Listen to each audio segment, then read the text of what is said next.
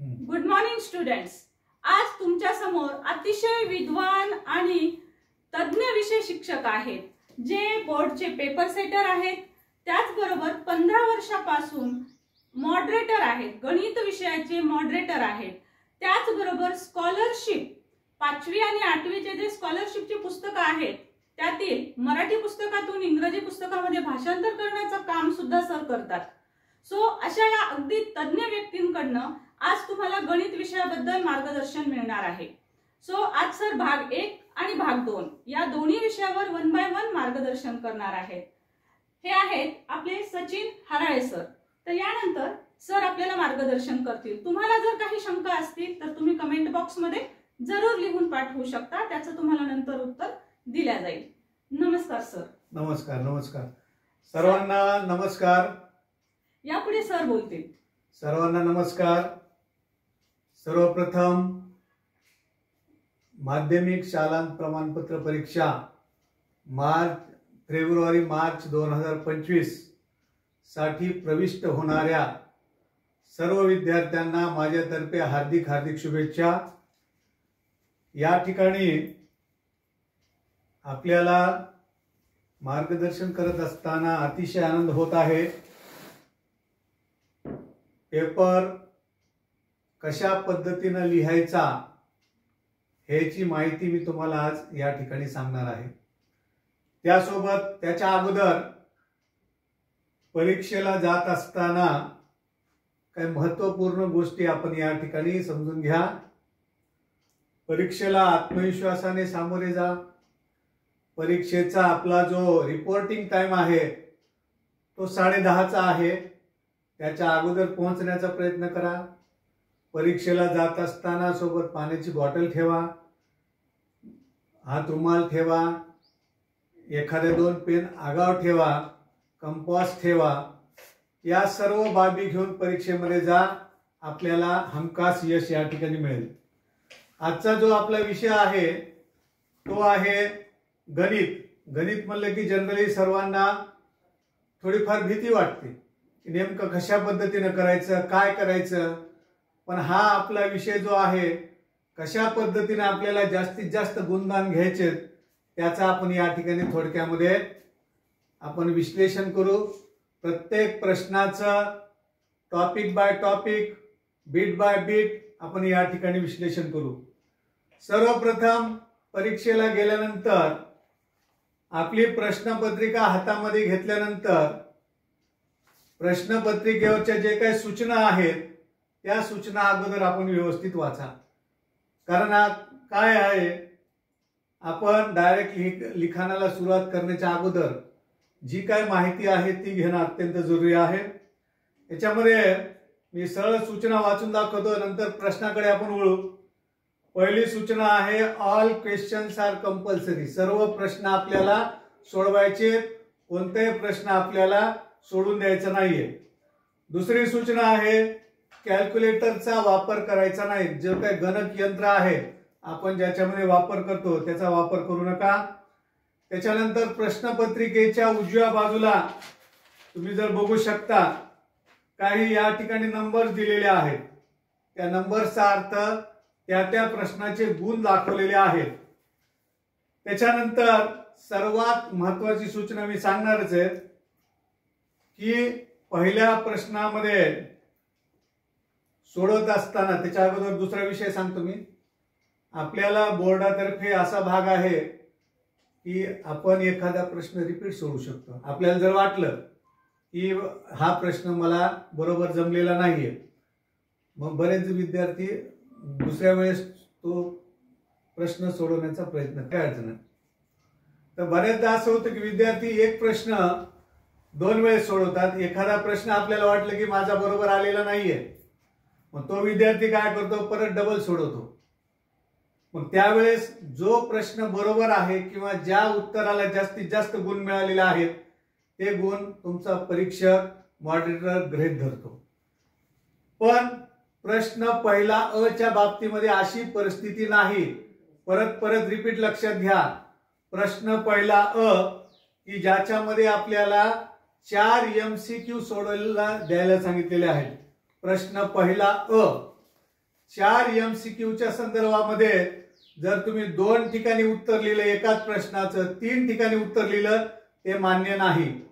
ज्या ठिकाणी तुम्ही पहिल्यांदा तो प्रश्न सोडवलेला आहे त्याच ठिकाणचं गुणदान गृहीत धरलं जाणार आहे. हा सर्वात महत्त्वाचा मुद्दा या पहिल्या प्रश्न अ च्या बाबतीमध्ये तुम्ही लक्षात घ्या. बाकीच्या ठिकाणी तुम्ही एखादा प्रश्न 2 वेळेस सोडवा, 3 वेळेस सोडवा, काही अडचण नाही.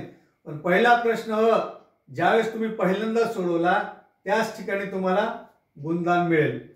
या पहिल्या प्रश्नाच्या संदर्भामध्ये एक महत्त्वाचा मुद्दा आहे की काय दिलेलं आहे, 4 alternative answers for each of the following sub questions are given. 4 पर्याय आपल्याला दिलेले आहेत प्रत्येक उपप्रश्नाचे. आपल्याला काय करायचं आहे, choose the correct alternative and write its alphabet. आपल्याला 4 पर्यायापैकी एक पर्याय लिहायचा आहे. पण महत्त्वाचा मुद्दा काय आहे, लिहित असताना त्या पर्यायाचं उत्तर लिहायचं नाही, पर्यायाचा अल्फाबेट. अल्फाबेट म्हणजे इंग्रजी अक्षर ए असेल, बी असेल, सी असेल किंवा डी असेल. या 4 अल्फाबेट पैकी एक अल्फाबेट लिहा, हे जरुरी आहे. बरेच जण उत्तर लिहितात, बरेच जण अल्फाबेट प्लस उत्तर लिहितात, पण शक्यतो या ठिकाणी तुम्हाला जास्तीत जास्त जर गुण घ्यायचे असतील तर फक्त अल्फाबेट लिहा, त्याच्याशिवाय दुसरं काही लिहू नका. प्रश्न पहिला अ साठी आपल्याकडे 4 पैकी 4 उपप्रश्न सोडवायचे. प्रत्येक उपप्रश्नाला 1 मार्क आहे आणि प्रत्येक उपप्रश्नाचं उत्तर हे आपल्याला अल्फाबेटच्या स्वरूपामध्ये लिहायचं आहे. हे आपल्या डोक्यामध्ये घ्या. त्याच्यानंतर पहिल्या प्रश्नाचं जर कोणाला काही अडचण असेल तुम्ही या कॉमेंट बॉक्समध्ये लिहा की ही अडचण आहे, तुम्हाला त्याचं उत्तर आम्ही देऊ. प्रश्न पहिला बी आहे की ज्याच्यामध्ये आपल्याला परत 4 उपप्रश्न आहेत. एक मार्काला 4 उपप्रश्न आपल्याला या ठिकाणी दिलेले आहेत. प्रत्येक उपप्रश्नाचं थोडक्यामध्ये आपल्याला या ठिकाणी उत्तर लिहायचं आहे. 4ला 4 उपप्रश्न हे 1 मार्काचे आहेत. जास्तीत जास्त 2 ते 3 पायऱ्यामध्ये, 2 ते 3 स्टेप मध्ये या प्रत्येक उपप्रश्नाचं आपल्याला उत्तर मिळून जातं. याच्यामध्ये काय काय आहे, पहिल्या जो काही चॅप्टर आहे आपल्याला पहिल्या भागामधला पहिला जो आहे इक्वेशन इन 2 व्हेरिएबल किंवा 2 चलातील समीकरणे, त्याच्यामध्ये जे काय आहे तुम्हाला क्रॅमर्स रूल माहिती. क्रॅमर्स रूल मध्ये काय आपण करतो, तुम्हाला dx काढायचं असतं, dy काढायचं असतं, d काढायचं असतं. तर पहिल्या प्रश्नामध्ये शक्यतो काय, हे तिन्ही गोष्टी तुम्हाला ऑलरेडी दिलेल्या असतात आणि त्याच्या आधारे x किंवा y ची किंमत काढायला सांगितलेली असते. किंवा या ठिकाणी 2 समीकरणे दिलेली असतात की ज्याच्यामध्ये या सहगुणकांची आदला बदल असते दोन्ही समीकरणामध्ये. त्याच्यामध्ये x अधिक y ची किंमत काढा किंवा x वजा y ची किंमत काढा. या पद्धतीचे प्रश्न या ठिकाणी विचारले जातात. किंवा अंकगणिती श्रेणी मधलं n दिलेलं असतं, tn दिलेलं असतं आणि तुम्हाला T5, T4, T10 या पद्धतीचा सोपा पार्ट या ठिकाणी विचारला जातो. त्याच्यामुळं पहिला प्रश्न बी मध्ये तुम्हाला 4 उपप्रश्न दिलेले असतात. 4ला 4 उपप्रश्न अगदी 2 ते 3 स्टेप मध्ये त्या ठिकाणी उत्तर तुम्हाला मिळालेलं असतं. त्याच्यानंतरचा जो प्रश्न आहे प्रश्न क्रमांक 2.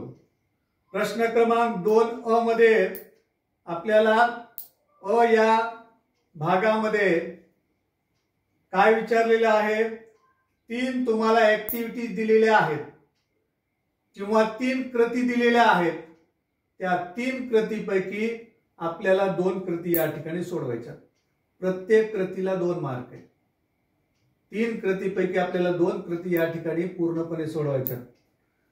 कृती करत असताना किंवा ऍक्टिव्हिटीचे उत्तर लिहित असताना सर्वात महत्त्वाचा मुद्दा या ठिकाणी लक्षात घ्या, कृती जशाला तशी उतरून घ्यायची आहे. जशाला तशी, मी म्हणालो परत रिपीट करतो मी की जशाला तशी उतरायची. कारण बरेच जण काय करतायत, कृतीमध्ये जे काही बॉक्स आहेत बॉक्स मधले फक्त उत्तर लिहितात. किंवा काही विद्यार्थी कसं करतात, जे काय आपण रेग्युलर गणित सोडवतो त्या पद्धतीने सोडवतात. पण रेग्युलर गणितासारखं सोडवायचं नाही. जशाला तशी कृती उतरायची. बॉक्सच्या ठिकाणी बॉक्स घ्यायचे आणि बॉक्सच्या जागी जे काही योग्य तुमचं उत्तर आहे ते उत्तर तुम्हाला या ठिकाणी लिहावं लागेल. Each correct box carries half mark. प्रत्येक करेक्ट उत्तराला, प्रत्येक बॉक्स मधील करेक्ट उत्तराला अर्धा मार्क तुम्हाला या ठिकाणी आहे. 4 बॉक्स दिलेले असतात, प्रत्येक बॉक्सला अर्धा मार्क. या पद्धतीनं एका कृतीला तुम्हाला 2 मार्क आहेत. अशा प्रकारच्या 3 कृती तुम्हाला प्रश्नपत्रिकेमध्ये दिल्या जातात आणि तुम्हाला त्यापैकी 3 पैकी 2 कृती या ठिकाणी सोडवायच्या असतात.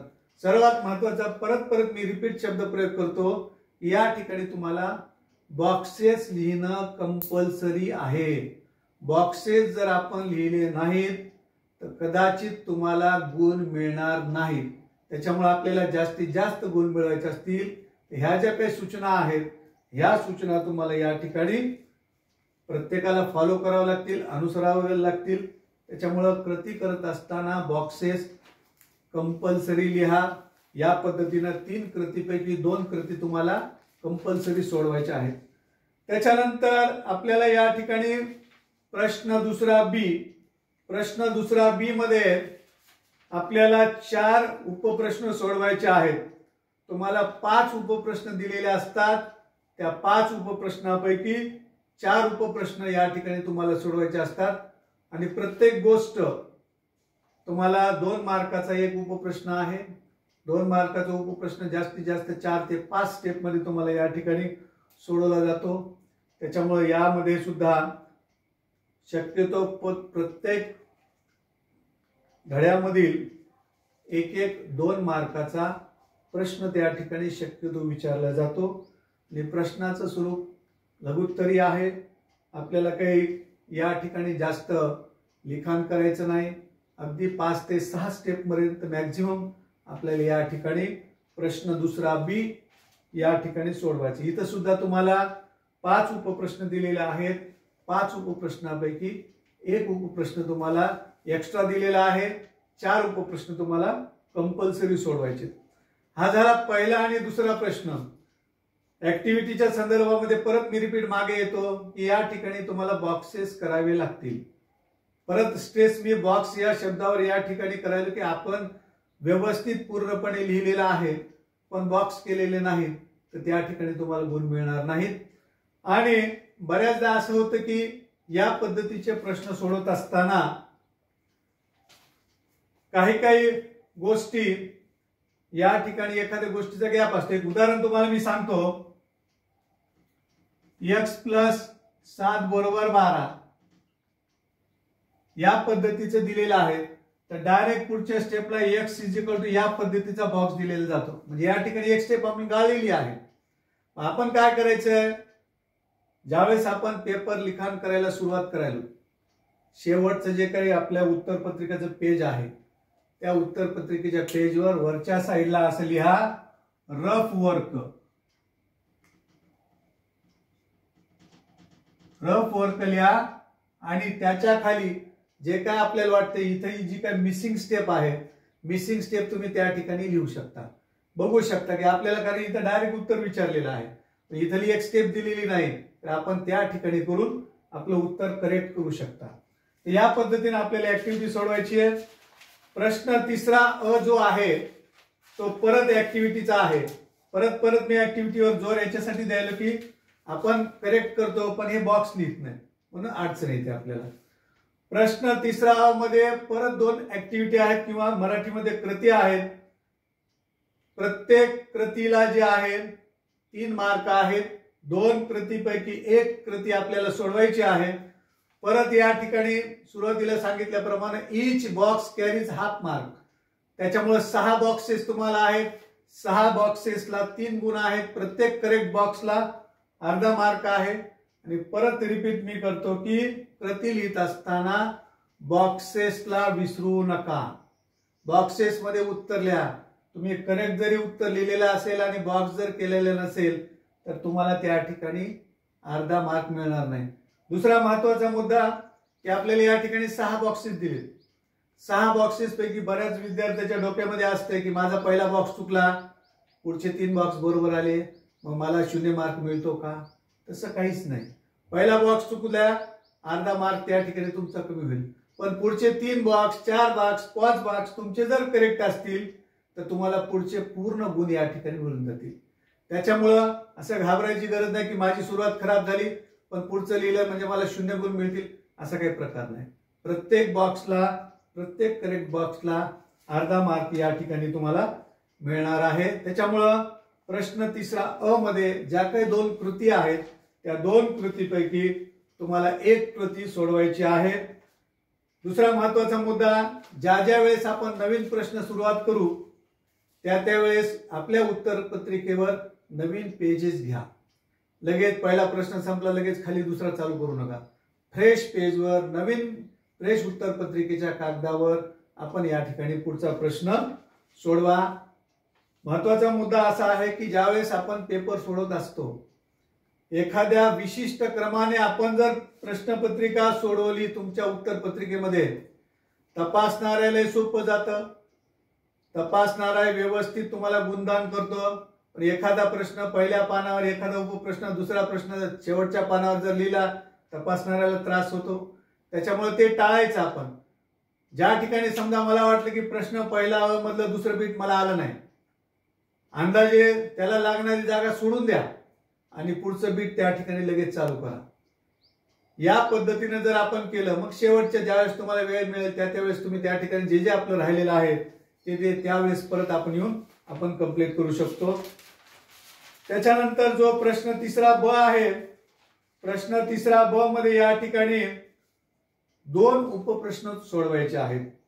2 उपप्रश्न सोडवायचे. तुम्हाला या ठिकाणी 4 उपप्रश्न दिलेले असतात. 4 उपप्रश्नापैकी 2 उपप्रश्न सोडवायचे. आता नेमकं ह्याच्या या तिसऱ्या ब मध्ये काय येऊ शकतं आपल्याला माहिती आहे. वर्ग समीकरण सोडवण्याच्या 2 पद्धती आहेत. एक सूत्राच्या सहाय्याने सोडवायचे आणि एक पूर्ण वर्ग पद्धती आहे. 2 पद्धतीपैकी एखादी पद्धती या ठिकाणी येऊ शकते. त्याच्यानंतर एक सामायिक समीकरणामध्ये परत एक सामायिक समीकरण सोडवण्याच्या यावर्षी 2 पद्धती आहेत. एक आहे क्रॅमर्स रूल आणि दुसरा आहे ग्राफिकल मेथड. दोन्हीपैकी एक पद्धत या ठिकाणी निश्चितपणे येते. ज्यावेळेस तुम्ही मागचे पेपर काढून बघा आपल्याला त्या 2 पद्धतीपैकी एक पद्धत, या 2 पद्धतीपैकी एक पद्धत निश्चितपणे या ठिकाणी येते. त्याच्यानंतर त्याच्यामध्ये एखादं उदाहरण संभाव्यतामध्ये येऊ शकतं. संभाव्यतामध्ये ज्यावेळेस तुम्ही यस लिहिता, सॅम्पल स्पेस लिहिता, सॅम्पल स्पेसला अर्धा मार्क पडतो. प्रत्येक इव्हेंट मधले जे काही तुम्ही पॉइंट्स लिहितात त्याला प्रत्येकाचा अर्धा मार्क मिळतो. काही ठिकाणी संभाव्यता काळा म्हणून आहे, काही ठिकाणी किंवा नंबर ऑफ सॅम्पल पॉइंट्स किंवा एखाद्या घटनेमधले असणाऱ्या घटकांची संख्या विचारतात. तर जे काही आपल्याला विचारलं त्या पद्धतीने आपल्याला सॉल्व्ह करायचं. त्याच्यानंतर ज्यावेळेस तुम्ही एखादं वर्ग समीकरण सूत्राच्या सहाय्याने सोडवतात त्या ठिकाणी तुम्हाला विवेचकाची किंमत सुरुवातीला काढावी लागते. सूत्र ठेवावं लागतं. सूत्राला परत अर्धा मार्क आहे. सूत्रामध्ये किमती ठेवायला परत मार्क आहेत प्रत्येक. त्याच्यामुळे या आपल्या विषयामध्ये स्टेप बाय स्टेप प्रत्येक पायरीला या ठिकाणी गुणदान केलेलं जातं. त्याच्यानंतर ज्यावेळेस आपण एक सामायिक समीकरण ग्राफिकल मेथडनं किंवा आलेखाच्या सहाय्याने सोडवतो तर त्यावेळेस आलेखाच्या सहाय्याने सोडत असताना काय लक्षात ठेवायचं हे बघा. महत्वाचा मुद्दा आहे. या ठिकाणी आपल्याला इंग्रजी वर्णमालेतले स्वर माहिती आहेत. काय स्वर आहेत इंग्रजी वर्णमालेतले सर्वांना माहिती आहेत. ए, ई, आय, ओ, यू. आता तुमच्या डोक्यामध्ये असा प्रश्न पडला असेल यांचं आणि आपल्या गणितामध्ये काय स्थान आहे. हे जर आपल्या डोक्यामध्ये असेल 100% सर्व विद्यार्थ्यांना हे स्वर माहिती आहे. काय याचा अर्थ तुम्हाला सांगतो. ए म्हणजे ऍक्सेस.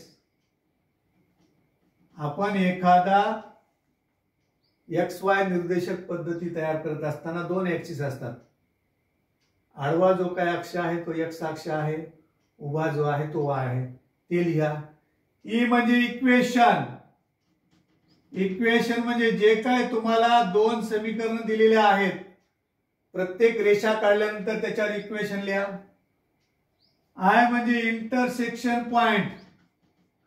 इंटरसेक्शन पॉइंट म्हणजे थोडक्यामध्ये उकल आपल्याला माहिती आहे ती लिहा. ओ म्हणजे ओरिजिन. ओरिजिन म्हणजे आरंभ बिंदू लिहायला विसरू नका. आणि सर्वात महत्वाचं यू म्हणजे युनिट्स. युनिट्स म्हणजे स्केल. आपण ज्यावेळेस ग्राफिकल मेथडनं सोडवतो त्यावेळेस लिहितो स्केल किंवा प्रमाण.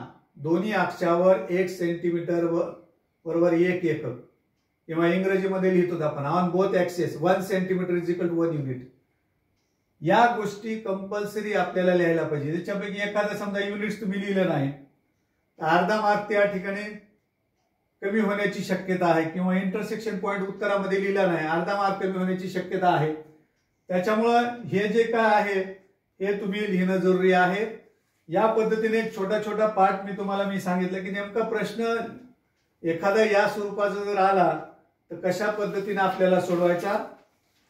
त्याच्यानंतर प्रश्न चौथा विद्यार्थ्याच्या दृष्टीनं महत्वाचा प्रश्न की ज्या ठिकाणी तुम्हाला 3 उपप्रश्न दिलेले आहेत आणि त्याच्यापैकी 2 उपप्रश्न आपल्याला सोडवायचे. प्रत्येक उपप्रश्नाला 4 गुण आहेत. मग याच्यामध्ये तुम्हाला जे काही तुमच्या पुस्तकामधले जे काही थोडक्यामध्ये दीर्घोत्तरी उदाहरणं मराठी भाषेमध्ये दीर्घोत्तरी उदाहरणं किंवा मोठे प्रश्न आहेत ते या ठिकाणी येतात. कदाचित सांख्यिकी या विषयामध्ये सांख्यिकी हा जो घटक आहे आपला सांख्यिकी हा जो चॅप्टर आहे त्याच्यामध्ये 3 गोष्टी आहेत आपल्याला मीन मोड मेडियन. मेडियन आणि मोड या दोघांपैकी एखादं उदाहरण 4 मार्क लिहू शकतं. या वर्ग समीकरणामध्ये एखादं मोठं उदाहरण येऊ शकतं. किंवा सांख्यिकी प्रकरणामध्ये जो काय आपल्याला हिस्टोग्राम काढायचा आयतालेख काढायचा आहे तो उदाहरण येऊ शकतं. किंवा सांख्यिकी भागामधलं जे काही मोठाली उदाहरणं आहेत ते येऊ शकतात. त्याच्यानंतर एखादा प्रश्न अंकगणित श्रेणीमधला सुद्धा येऊ शकतो की ज्याच्यामध्ये 2 सूत्राचा वापर आहे. 2 सूत्र कोणते आहेत TN टर्म नंबर आणि SN sum of n terms. या 2 सूत्राचं कॉम्बिनेशन असलेलं एखादं उदाहरण या ठिकाणी तुम्हाला येऊ शकतं. तर चौथ्या प्रश्नामध्ये या पद्धतीपैकी या इतक्या उदाहरणापैकी निश्चितपणे एखादं उदाहरण मी सांगितल्याप्रमाणे तुम्हाला परीक्षेमध्ये येऊ शकतं. या प्रश्नाला 8 गुण आहेत. एकूण 3 उपप्रश्न तुम्हाला दिलेले असतात. 3 उपप्रश्नांपैकी 2 उपप्रश्न आपल्याला या ठिकाणी सोडवायचे असतात. आणि याच्यानंतर जो शेवटचा टप्पा आहे शेवटचा टप्पा 5वा प्रश्न. आता बऱ्याच जणांना वाटतं की 5वा प्रश्न आपल्याला पुस्तकाच्या बाहेरचा आहे. पुस्तकाच्या बाहेरचा आहे या अर्थाने की या प्रश्नामध्ये येणारे जे काही 2 उपप्रश्न आहेत 2 पैकी आपल्याला एक सोडवायचा आहे. दोन्ही उपप्रश्न आपल्याला वाटते की हे पुस्तकाच्या बाहेरचे पुस्तकामध्ये नाहीत. परंतु हे जरी खरं असेल तरी येणारे याच्यातले जे काही दोन्ही उपप्रश्न आहेत जो काय आपण पुस्तकामधला भाग शिकलेला आहे जे काय पुस्तक शिकलेलं आहे त्याला अनुसरूनच या ठिकाणी दोन्ही उपप्रश्न येतात. मग याच्यामध्ये काय आहे एक साधं तुम्हाला उदाहरण सांगतो. आपल्याला एखाद्या ठिकाणी जायचं आहे. समजा आपल्याला सरळ पूर्वेकडे जायचंय. मग याच्यामध्ये काय येणार अगोदर दक्षिणेकडे जा उत्तरेकडे जा पश्चिमेकडे जा मग शेवटी तिथं जा. थोडा आड मार्गाने तुम्हाला सांगणार आहे.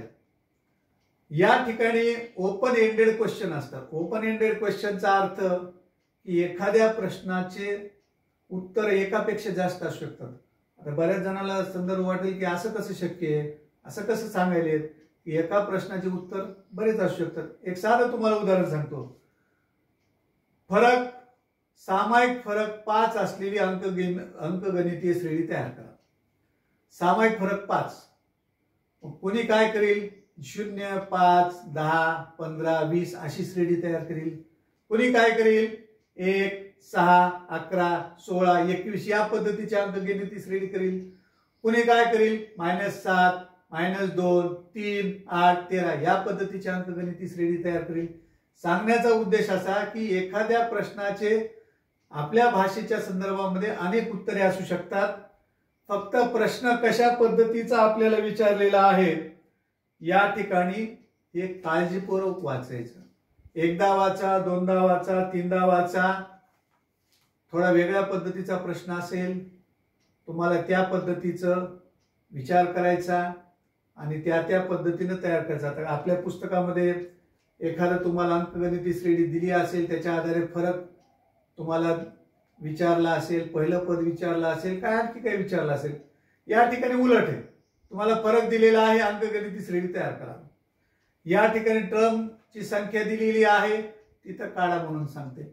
या पद्धतीचा थोडा जो काही बदल आहे, हा बदल या ठिकाणी 5व्या प्रश्नामध्ये आहे. त्याच्यामुळे असं काही घाबरायचं कारण नाही की फारच काही वेगळं येणार आहे, फारच काही अवघड उदाहरण येणार आहे वगैरे, आपण त्या ठिकाणी विचार करायची गरज नाही. तर या पद्धतीनं आपल्याला हा जो भाग 1 आहे, प्रश्नपत्रिका इयत्ता 10वीच्या भाग 1चे प्रश्नपत्रिकेचं या पद्धतीनं थोडक्यामध्ये या ठिकाणी विश्लेषण आहे.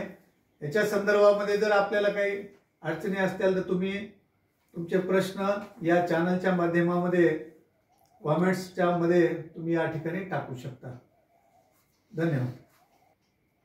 यानंतर आपण गणित भाग 2 ची प्रश्नपत्रिका कशा पद्धतीने सोडवायची आहे याची सुरुवात करू. जनरली जो काही मी भाग 1 मध्ये काही बाबी सांगितल्या, कृतीच्या संदर्भामध्ये, ऍक्टिव्हिटीच्या संदर्भामध्ये, भाग 2 मध्ये सुद्धा तोच संदर्भ आहे. ऍक्टिव्हिटीच्या संदर्भामध्ये की आपल्याला उदाहरण जशाला तसं लिहिणं जरुरी आहे, बॉक्सेस जशाला तसं करणं जरुरी आहे. हा झाला ऍक्टिव्हिटीचा भाग. त्याच्या अगोदर परत या ठिकाणी मुद्द्याकडे आपण येऊ की प्रत्येक प्रश्न आपल्याला सोडवायचे आहेत. या भागामध्ये सुद्धा गणकयंत्राचा किंवा कॅल्क्युलेटरचा वापर करायचा नाहीये. परत प्रश्न क्रमांक 1 मध्ये ज्या काय आपल्याला 4 उपप्रश्न आहेत की MCQ आहेत, MCQच्या स्वरूपामध्ये त्याचं परत उत्तर अल्फाबेट किंवा इंग्रजी आद्याक्षराच्या स्वरूपामध्ये लिहायचं आहे. या भाग 2चा महत्वाचा मुद्दा असा आहे की ज्या ज्या ठिकाणी तुम्हाला आकृत्या आवश्यक आहेत, फिगर्स, त्या ठिकाणी तुम्हाला काढायच्या.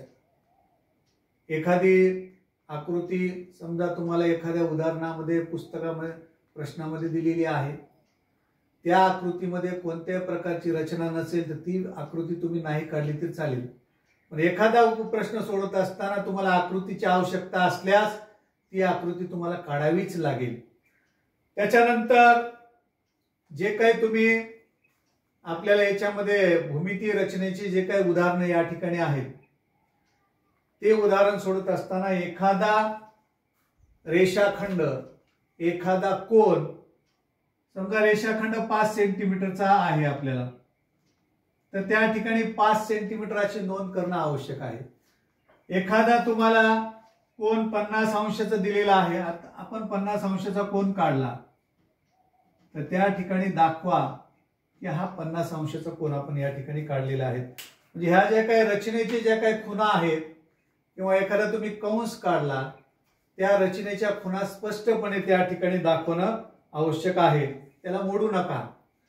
त्याच्यानंतर सर्वात महत्वाचा मुद्दा, परत रिपीट करायला, सर्वात महत्वाचा मुद्दा, ज्यावेळेस प्रश्नपत्रिकेमध्ये तुम्हाला प्रमेय, इंग्रजीमध्ये थेरम म्हणतो आपण, विचारतात, त्या प्रमेयाच्या संदर्भामध्ये परत परत स्ट्रेस मी द्यायलो, फिगर किंवा आकृती इज कंपल्सरी. परत परत रिपीट करतो मी, figure is compulsory when we are writing the proof of a theorem. ज्यावेळेस तुम्हाला एखाद्या थेरमचं प्रूफ विचारलं जातं त्यावेळेस फिगर इज कंपल्सरी, आकृती तुम्हाला कंपल्सरी काढायची आहे. याच्यात थेरमच्या संदर्भामध्ये मी थोडक्यामध्ये सांगतो. तुम्हाला प्रश्नपत्रिकेमध्ये स्टेटमेंट दिलं जातं, prove that the sum of all angles of a triangle is 180 degree. सिद्ध करा की त्रिकोणाच्या तिन्ही कोणाच्या मापाची बेरीज 180 अंश आहे. या टाईपचे विचारलं. हा थेरम जो काही मी सांगितला तो प्रत्यक्षात 9वीला आहे, 10वीला हा येणार नाही. किंवा पायथागोरसचा प्रमेय आहे आपल्याला या ठिकाणी, टँजंट सेगमेंटचा प्रमेय आहे 10वीला या ठिकाणी येऊ शकतो. तर त्या वेळेस तुम्हाला प्रमेयाचं विधान त्यांनी दिलेलं असतं. आपल्याला गिवन म्हणजे पक्ष, टू प्रूव्ह साध्य, पक्ष आणि साध्य झाल्यानंतर शक्यतो फिगर काढा. परत सांगायला सुरुवातीच्या टप्प्यात फिगर काढा, नंतर पक्ष साध्य लिहा, पण फिगर काढा.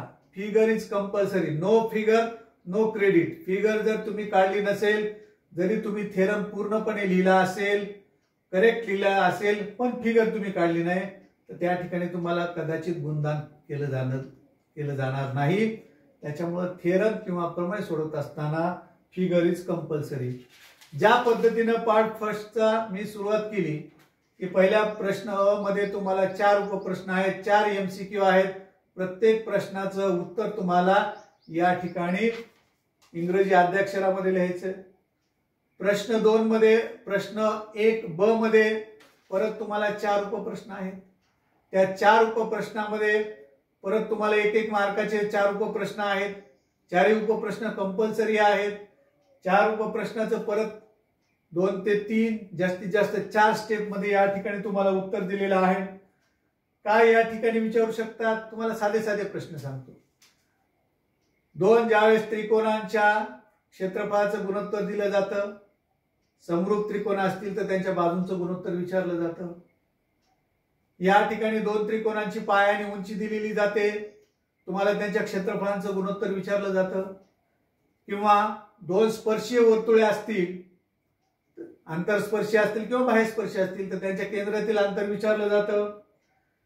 त्याच्यानंतर एखादा तुम्हाला काटकोन, चौकोन किंवा आयत, इंग्रजीमध्ये रेक्टँगल, त्याच्या 2 बाजू दिल्या जातात, कर्ण विचारला जातो. किंवा चौरसाचा कर्ण दिला जातो, बाजू विचारल्या जातात. या पद्धतीचे छोटे उपप्रश्न या ठिकाणी 1-1 मार्काला विचारले जातात.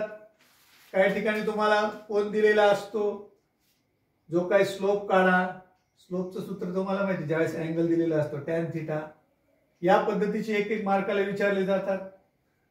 त्याच्यानंतर प्रश्न क्रमांक 2 complete any 2 activities and रीराईट it.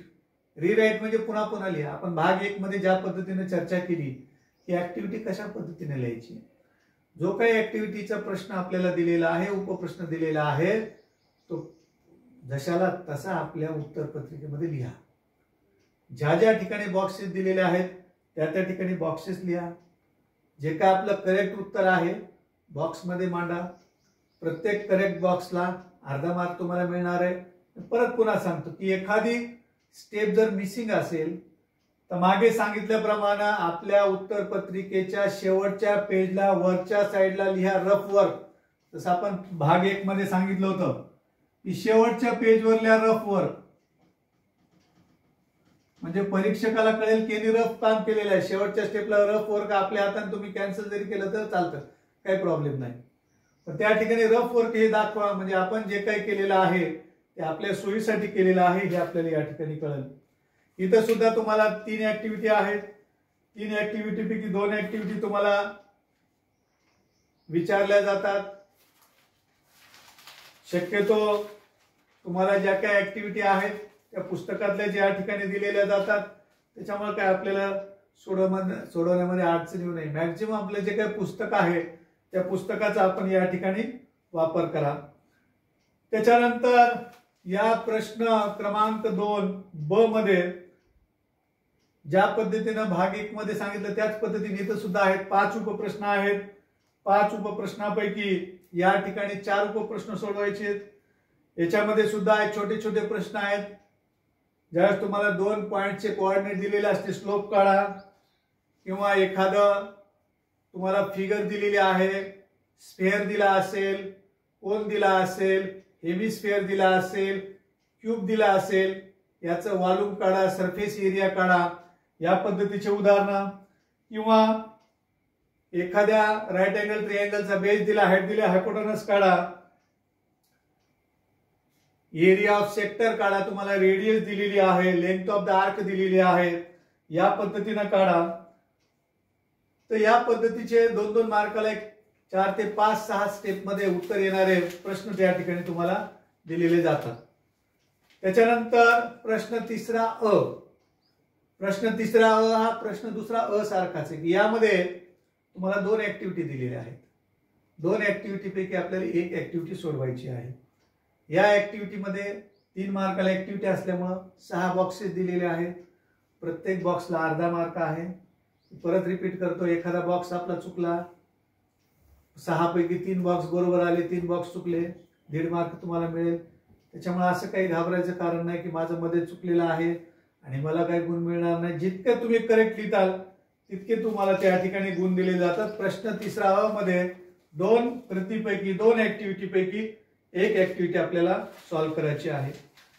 त्याच्यानंतर प्रश्न तिसरा ब मध्ये तुम्हाला 4 उपप्रश्न दिलेले आहेत. यामध्ये तुम्हाला जास्त स्पेस आहे, 4 पैकी 2 सोडवायचे. या 4 पैकी 2 मध्ये काय आहे, एखादा थेरम किंवा प्रमेय विचारू शकतात, एखादी या ठिकाणी तुम्हाला जॉमेट्रिक कन्स्ट्रक्शनची आकृती विचारू शकतात, 2 ट्रिअँगलचा साइडचा रेशो आहे, 2 ट्रिअँगल सिमिलर दिलेत, समरूप दिलेत, एक दोन्ही तुम्ही काढू शकता, किंवा टँजंट्स किंवा या ठिकाणी तुम्ही स्पर्शिका 2 स्पर्शिका काढा, या पद्धतीचे उदाहरण येऊ शकतात.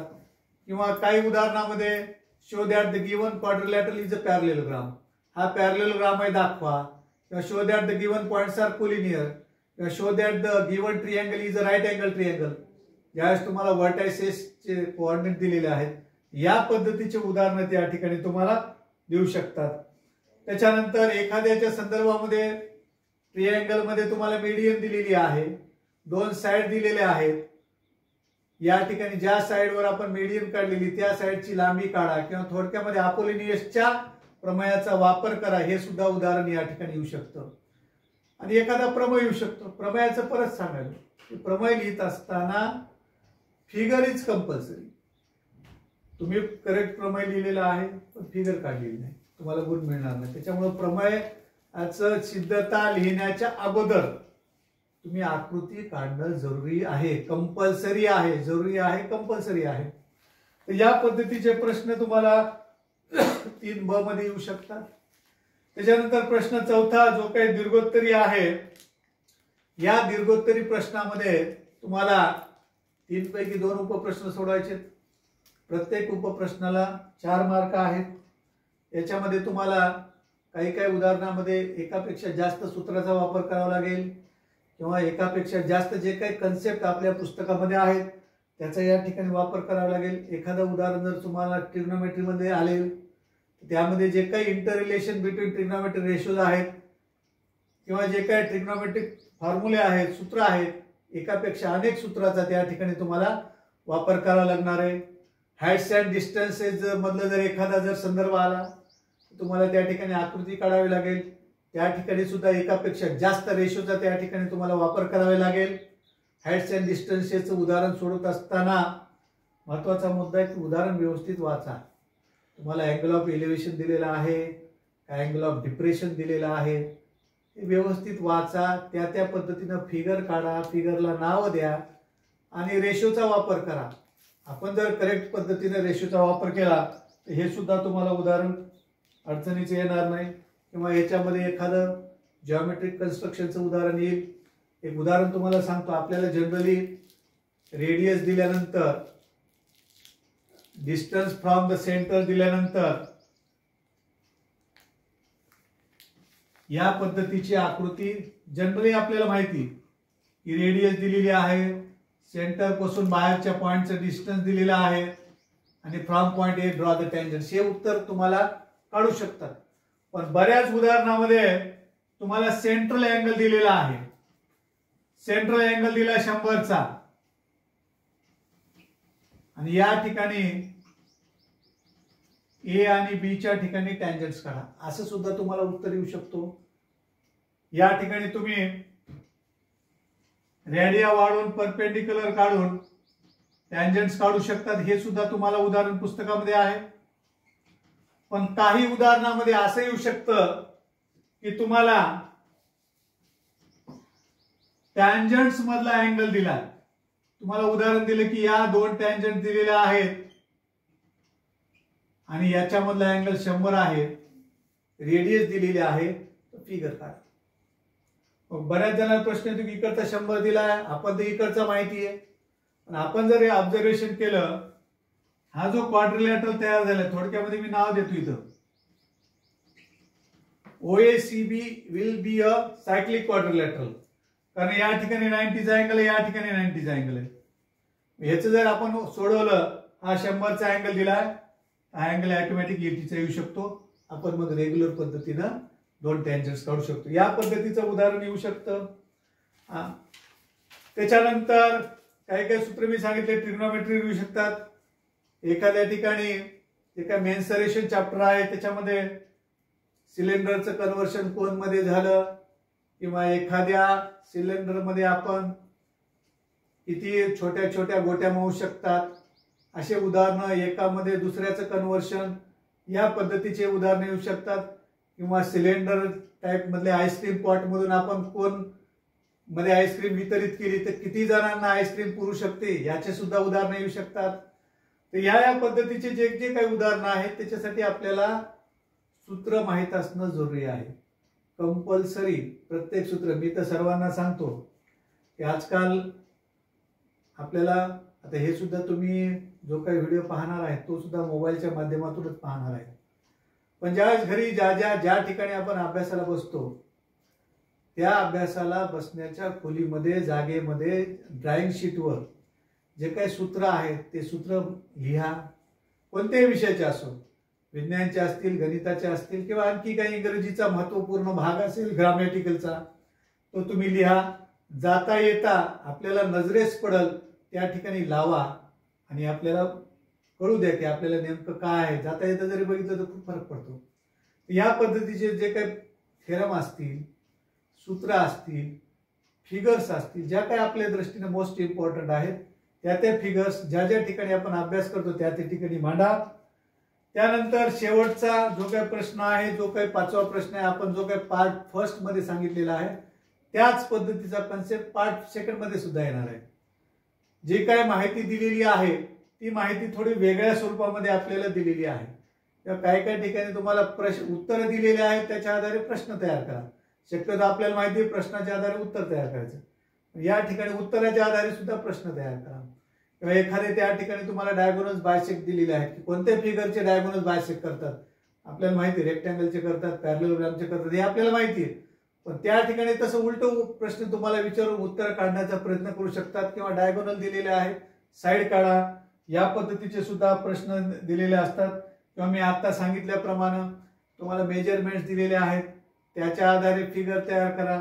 पुस्तकामध्ये उलट टाईप मध्ये दिलेलं असतं. मी आता सांगितलं की हा सेंट्रल अँगल तुम्हाला पुस्तकात दिलेला असतो, पण विचारताना मी काय दिलं, या ठिकाणी मी तुम्हाला 2 टँजंट्स मधला अँगल दिला, असं उलट सांगितलं. या ठिकाणचा अँगल कसा काढायचा हे तुम्हाला माहिती आहे. या पद्धतीनं जे जे काही प्रश्न आहेत ते प्रश्न या ठिकाणी थोड्या वेगळ्या स्वरूपाचे असतील, पण पुस्तकावरच रिलेटेड आहेत. या पद्धतीचा आपण विशेष सराव करा आणि प्रश्नपत्रिका सोडवा. परत एकदा तुम्हाला येणाऱ्या परीक्षेसाठी शुभेच्छा देतो. तुम्हाला जे काही अडचण असेल, जे काय असेल, तर तुमचे उपप्रश्न या ठिकाणी प्रश्न तुमचे तुम्ही कॉमेंट बॉक्समध्ये टाकू शकतात. धन्यवाद. Thank you very much sir. खूप खूप आभारी आहोत. आणि आज मला वाटते दुग्ध शर्करा योग म्हणूया आपण की आज सर इथे आले आणि सरांनी एवढं मोलाचं गायडन्स तुम्हा सर्वांसाठी केलं. आणि यामध्ये जर तुम्हाला कोणत्याही शंका असतील तर तुम्ही कमेंट बॉक्समध्ये टाकू शकता. सरांनी आपल्याला आणखी एक महत्त्वाची गोष्ट म्हणजे सरांनी आपल्याला परवानगी दिलेली आहे की बोर्डचा पेपर ज्या दिवशी आहे भाग 1चा त्याच्या आदल्या दिवशी आपण सरांसोबत लाईव्ह घेणार आहोत, ज्याच्यामध्ये तुम्हाला कुठलीही जी काही शंका असेल तोपर्यंत सगळा अभ्यास करून ठेवा. भाग 1 भाग 2 दोन्हीचा सुद्धा. आणि सर तयार आहेत कुठल्याही प्रश्नाचं तुमचं उत्तर देण्यासाठी. मग तुमचे बोर्डशी रिलेटेड किंवा तुमच्या गणितांशी रिलेटेड असो किंवा प्रश्नपत्रिकेत काय करू काय नाही वगैरे कोणतीही शंका असो, फक्त लाईव्ह सेशन त्या दिवशीचं तुम्ही जरूर जॉईन करा. संध्याकाळी 6 ते 6:30च्या दरम्यान आपण हे लाईव्ह सेशन ठेवूया, जेणेकरून की तुम्हाला सरांना प्रश्न विचारता येतील. Thank you sir. पुन्हा एकदा धन्यवाद. Thank you so much for watching. नवीन असाल तर चॅनल सबस्क्राईब करून घ्या. आणि हो, अशाच प्रकारचं तज्ज्ञ विषय शिक्षकांचं मार्गदर्शन, वेगवेगळ्या विषय शिक्षकांचं आपण दररोज घेऊन येणार आहोत. सो जरूर चॅनल सबस्क्राईब करून घ्या आणि व्हिडिओ आवडल्यास लाईक शेअर जरूर करा. एक लाईक सचिन हराळे सरांसाठी. Thank you so much sir. धन्यवाद. धन्यवाद. पुन्हा एकदा सर्वांचे धन्यवाद. पुन्हा एकदा सर्वांना शुभेच्छा. थँक्यू.